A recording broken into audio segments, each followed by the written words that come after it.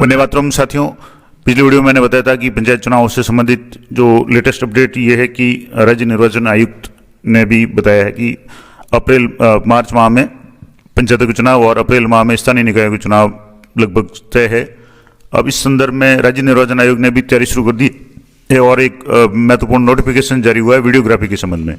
तो इस बार जो भी चुनाव होंगे वो काफ़ी हद तक यानी लगभग हमेशा पारदर्शी निष्पक्ष ही होते हैं, लेकिन इस बार चुनाव आयोग बहुत ज़्यादा स्ट्रिक्ट है और इस पे और ज़्यादा जोर दे रहा है। और इस संबंध में निर्वाचन के क्षेत्र में जो भी वीडियोग्राफी होगी उसके निर्देश जारी किए गए। किन किन गतिविधियों की जो वीडियोग्राफी होगी उसके बारे में बात करेंगे। तो वीडियोग्राफी ऐसी गतिविधियों की आवश्यक रूप से कराई जाएगी, यानी किन किन की तो कराई जाएगी। तो ईवीएम की जो जांच होगी उसकी वीडियोग्राफी आवश्यक रूप से होगी। इसके अलावा मतदान के लिए ईवीएम तैयार करने और सुरक्षित अभिरक्षा में रखने वाला जो भी कार्यक्रम होगा उसकी गतिविधियों की सारी वीडियोग्राफी होगी। इसके अलावा ऐसे मतदान बूथ जिनका गत चुनाव में बूथ कैप्चरिंग हुई हो, झगड़ा हुआ हो, दंगा हुआ हो और ऐसा कोई इतिहास रहा हो और जिन्हें वल्नरेबल या क्रिटिकल घोषित किया गया हो, उनकी भी अनिवार्य रूप से वीडियोग्राफी होगी। इसके अलावा मतदान के दौरान चुनाव संबंधित अगर कोई हिंसा है, उपद्रव है, पत्थरबाजी, आगजनी होती है तो उनकी भी वीडियोग्राफी करवाई जाएगी। इसके अलावा अगर कोई मतदाता या उम्मीदवार है मतदाताओं को डराने, धमकाने या लुभाने की संबंधी कोई गतिविधि करता है तो उसकी भी वीडियोग्राफी करवाई जाएगी।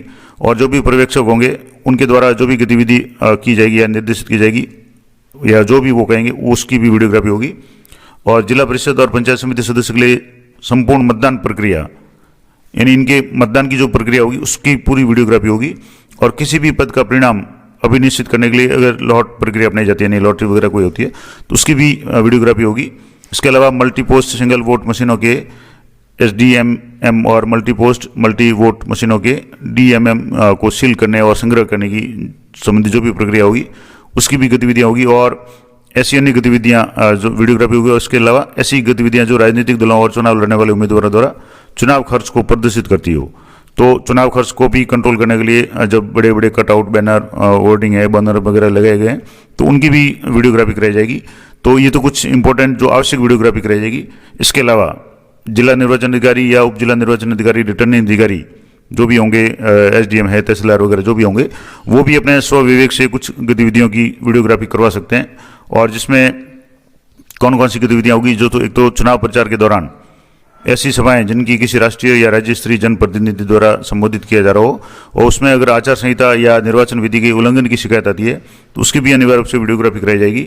इसके अलावा राजनीतिक दलों अथवा चुनाव लड़ने वाले उम्मीदवारों द्वारा मतदान केंद्र के 100 मीटर के अंदर मत याचना संबंधी गतिविधियाँ, अगर कोई मतदान राजनीतिक दल या कोई उम्मीदवार अगर लोगों से मत मांगता है, मतों की याचना करता है या लोगों को डराता धमकाता है, कुछ भी ऐसी मतदान केंद्र के अंदर अगर कैसी घटना करता है या गतिविधि करता है तो उसकी भी अनिवार्य रूप से वीडियोग्राफी होगी।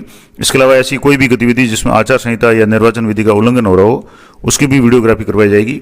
और इसके अतिरिक्त ऐसी अन्य गतिविधियाँ जिनकी वीडियोग्राफी कराना जिला निर्वाचन अधिकारी या रिटर्निंग अधिकारी या जो भी पुलिस अधिकारी अगर आवश्यक समझेंगे उसकी भी वीडियोग्राफी करवाई जाएगी। तो इस बार जो वीडियोग्राफी का दायरा है वो बढ़ा दिया है। हालांकि पिछले चुनाव में भी वीडियोग्राफी होती रही है और खास करके जो क्रिटिकल बूथ वगैरह होते हैं वहाँ जो कैमरा भी लगते हैं जिसमें लाइव जो टेलीकास्ट होता है उस बूथ का पूरा देख सकते हैं जो भी अधिकारी है। लेकिन इस बार वीडियोग्राफी के लिए विशेष निर्देश जारी किए गए। और वीडियोग्राफर कौन होगा या उसके संबंध में क्या निर्देश है, तो कोई भी वीडियोग्राफर है वो किसी भी राजनीतिक दल से संबंध नहीं होगा।